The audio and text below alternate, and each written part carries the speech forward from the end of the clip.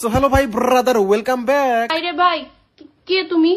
এহে সর্বনাশ গেছে বুইলা। সামনে পিছে উপরে নিচে যেখানেই যায় না কেন সবাই আমাকে বলে যে ভাই রোস্টিং আবার ব্যাক করেন প্লিজ। ভাই শুনো, বিষয়টা আসলে হয়েছে কি, বয়স হয়ে গেছে, বুইরা হয়ে গেছে, বিয়ে শাদী করছি। মানে সব প্রবলেমের পুট কি হচ্ছে এইটা যে আমি বিয়ে করছি মানে হচ্ছে মহিলা মানুষ, আর মহিলা মানুষের কথা আসছে মানে জানোই তো, মহিলা মানুষ মানেই তো মেয়া মানুষ হলো দুনিয়ার ভেজাল।